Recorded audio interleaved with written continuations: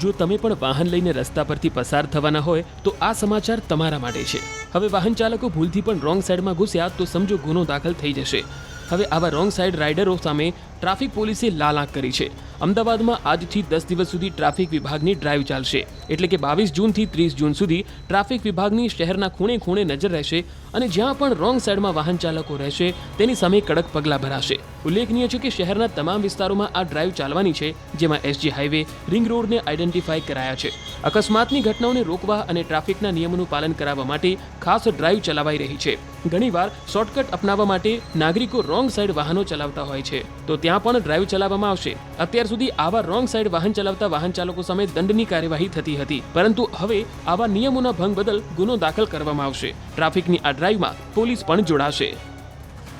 માનનીય police commissioner સાહેબ શ્રી તરફથી આદેશ મળેલ છે કે અવારનવાર એક્સિડન્ટના બનાવો જે બને છે તેમાં રોંગ સાઈડ આવતા વાહનોથી અકસ્માતના બનાવ બનતા હોય તો સ્પેસિફિક ઝુંબેશ અમે 10 દિવસ સુધી આવતીકાલથી 22 તારીખથી લઈ અને 31 તારીખ સુધીના ડ્રાઈવનું આયોજન કરે છે અને સ્પેસિફિક રોંગ સાઈડથી આવતા વાહનો માટેનું અમે ડ્રાઈવનું આયોજન કરેલ છે।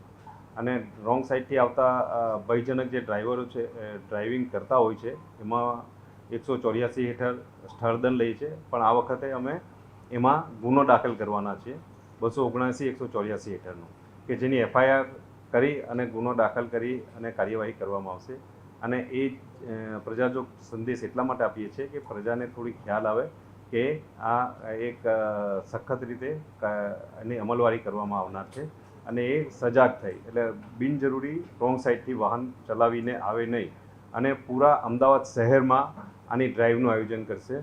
ટ્રાફિક ઉપરાંત પોલીસ સ્ટેશનના અધિકારીઓ છે એ પણ આમાં જોડાશે।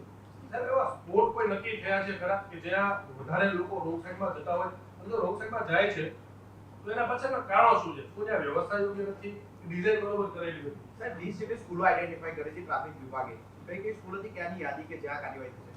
હા, એમની યાદી હું તમને અલગથી આપી દઉં છું। અને જે મેઇન રોડ છે, જે મોટા રોડો છે, જ્યાં કે એસજી રોડ છે, એ રીતના જે મોટા રોડો છે એ મોટા રોડ ઉપર જે વાહનો રોંગ સાઈડ આવે છે પ્રાથમિક દ્રષ્ટિએ એનાથી ચાલુ કરીશું અને પછી જે અંદરના રોડ છે તે અંદરના રોડ ઉપર ચાલુ કરીશું। અને જે સંખ્યાઓ છે અને જે રસ્તાઓ છે એની માહિતી હું તમને હમણાં આપી દઉં છું। રોંગ સાઈડ જવા માટે માણસો પોતે શોર્ટકટ અપનાવતા હોય છે, પોતે એની જાણકારીનો અભાવ હોય છે અને ઉતાવળ હોય છે, આવા ઘણા બધા એના ફેક્ટરો કામ કરતા હોય છે અને એને જાણકારી મળી રહે અને આપણે એ રીતે વાહન નહીં ચલાવીએ અને નિયમ મુજબ વાહન ચલાવીએ એના સારું જ આપણે આ એક અભિયાન કરવામાં આવનાર છે। સર, ખાસ કરીને સગીરો જે બાળકો એક્ટિવા કે ટુ વ્હીલર લઈને સ્કૂલે જતા હોય એના વાલી વિરુદ્ધ ગુનો દાખલ થશે, પણ એવા સ્કૂલ સંચાલકો વિરુદ્ધ કોઈ કાર્યવાહી હમણે એ લોકોને ઓલરેડી સ્કૂલ જ્યારે ચાલુ થવાની છે એના અમે ગયા અઠવાડિયે વાલી મંડળો, સ્કૂલ સંચાલકો સાથે અમે એક મોટું મિટિંગનું આયોજન કર્યું છે। દરેકને આ બાબતે અમે સમજણ અને જાગૃતિ આપેલ છે। આજે રોંગ સાઈડ માટે જે ત્યાં બેરિકેડ લગાવવામાં આવે છે, થોડા સમય પછી તૂટી જાય છે, એના બદલે અત્યારે આ બીજા ડબલાનો બી ઉપયોગ કરવામાં આવી રહ્યો છે, તો એના માટે કોઈ અલગ કોઈ વ્યવસ્થા કરવામાં આવશે? કારણ કે આ અવારનવાર આ પ્રકારની પરિસ્થિતિ થાય છે। અત્યારે તો બેરિકેડ તૂટેલા પણ ઘણા સમય જોવા મળે છે।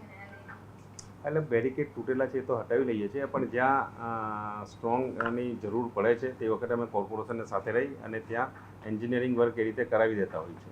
સર, કલમ જે આપણે ફરિયાદ દાખલ કરીશું કઈ કલમ હેઠળ એની સજાની જોગવાઈ શું છે? તો 279 184 હેઠળની જોગવાઈ છે અને એમાં એમને પોલીસ સ્ટેશનથી જામીન મળી શકે છે, પરંતુ આ એફઆઈઆર ગુનો દાખલ કરવા પાછળનું કારણ આપણું એ છે કે જાગૃતતા આવે અને રોંગ સાઈડથી વાહનો જે ચલાવે છે એમાં આપણે અંકુશ લાવી શકીએ।